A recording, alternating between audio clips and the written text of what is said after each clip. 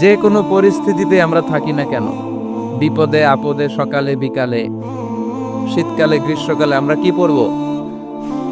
আলহামদুলিল্লাহ পড়ব। এর কারণ চাহিদার কোনো শেষ নাই। যার আছে যত বেশি সে চায় তত বেশি। অর্থের প্রয়োজন আছে, কিন্তু এটার হৃদয়ে স্থান দেয়া যাবে না।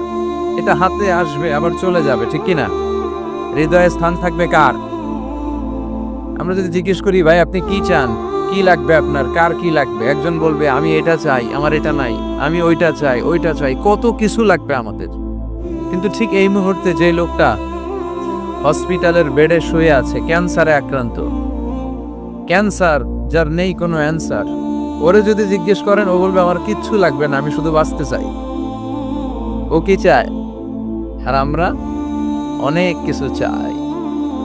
এজন্য আমরা শুকরিয়া করব বেশি বেশি।